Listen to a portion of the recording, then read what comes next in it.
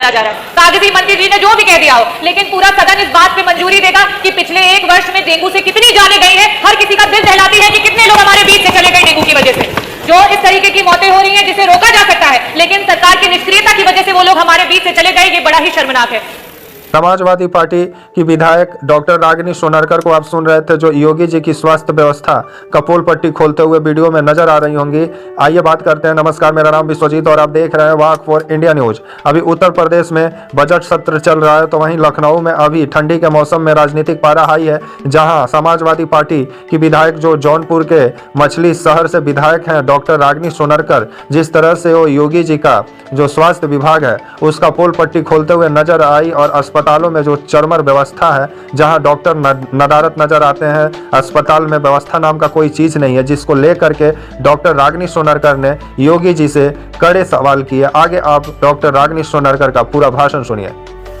मरीजों के अनुपात में डॉक्टर्स की उपलब्धता नहीं होती है, भर्ती करने के लिए बेड नहीं होता है, वेंटिलेटर नहीं होता है, दवाइयाँ मंत्री जी कह रहे थे कि वो हर तरीके की मेडिसिन उपलब्ध हैं। मंत्री जी आपको बताना चाहूंगी, जो एडवांस अभी मेडिसिन आ गई हैं, जो 3rd जनरेशन, 4th जनरेशन और 5th जनरेशन की एंटीबायोटिक्स हैं, जो कि सीवियर कंडीशन में वही सिर्फ काम कर रही हैं, आज जिस तरीके से रेजिस्टेंस बढ़ता चला जा रहा है, वो मेडिसिन अवेलेबल नहीं है, और जिस वजह से एक गरीब मरीज को बाहर जाकर के महंगी महंगी दवाइयाँ खरीदनी पड़ रही हैं। साथ ही साथ डायग्नोस्टिक की आप बात कर रहे थे कि पीपीपी मॉडल में आज ये स्थिति है कि किसी भी अस्पताल में जो बेसिक आपके डायग्नोसिस के चीजें हैं वो उपलब्ध नहीं है, और मरीजों को बाहर जाना पड़ रहा है। अध्यक्ष जी, समय बहुत कम है, तो मैं अपनी बातों को थोड़ा जल्दी जल्दी कहूंगी। सबसे प्रथम जी, 1 मिनट आपको बोलिए 25 करोड़ की आबादी में अगर हमें स्वास्थ्य व्यवस्था को ठीक करना है, तो हम ये तो मानते हैं कि सबसे पहले कि स्वास्थ्य को ठीक करने के लिए प्रिवेंट करना पड़ेगा कि बीमारी ना हो। बीमारी को प्रिवेंट करने के लिए क्या करना पड़ेगा? हेल्थ एजुकेशन और अवेयरनेस लानी पड़ेगी, और साथ ही साथ रिस्क फैक्टर्स जो हैं उनको रोकना पड़ेगा। आज जो हमारे जमीनी लोग हैं, चाहे वो हेल्थ केयर वर्कर्स हो, आंगनबाड़ी हो, आशा वर्कर्स हो, एएनएम की हो, ना तो उनका मानदेय बढ़ रहा है और ना ही उनका समय समय पर प्रशिक्षण हो रहा है, कि जिसकी वजह से जनता में जागरूकता फैले। अगर हम, और इसी की वजह से चाहे वो कम्युनिकेबल डिजीजेस हो चाहे नॉन कम्युनिकेबल डिजीजेस हो, उनका डेटा बढ़ता चला जा रहा है। कागजी मंत्री जी ने जो भी कह दिया हो, लेकिन पूरा सदन इस बात पे मंजूरी देगा कि पिछले 1 वर्ष में डेंगू से कितनी जानें गई हैं। हर किसी का दिल दहलाती है कि कितने लोग हमारे बीच से चले गए डेंगू की वजह से।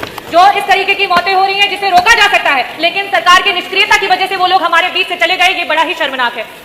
ये जो आपने बजट दिया है सर, इस बजट में मेडिकल कॉलेजेस की बात की है। मेडिकल कॉलेजेस को जगह जगह पे प्रोफेसर्स को, पैरामेडिकल स्टाफ को एक और मेडिकल कॉलेज से दूसरे मेडिकल कॉलेज में शिफ्ट करके अवैध तरीके से बस मान्यता दिलाने का काम किया जा रहा है। यहाँ पे जो भी स्टाफ है आपके बजट में, पैरामेडिकल स्टाफ जौनपुर का 6 महीने से उनकी सैलरी नहीं आई थी, और जगह जगह पे इस तरीके की स्थितियां बनी हुई है कि डॉक्टर धरना दे रहे हैं, उनको सैलरी नहीं दी जा रही है। जिनसे आप चिकित्सा करवाना चाह रहे हैं, उनकी सैलरी का भी बजट आपने नियुक्त नहीं किया। अध्यक्ष जी, लैब टेक्नीशियंस के नाम पे इतने कम लैब टेक्नीशियंस हैं कि या तो जांच नहीं हो पाती, और जांच आती है तो उसकी रिपोर्ट तब तक आती है जब तक बीमारी बहुत आगे पहुंच चुकी होती है। मैं आयुष्मान भारत के बारे में बोलना चाहूंगी कि बार बार सरकार इस स्कीम का हवाला देती है।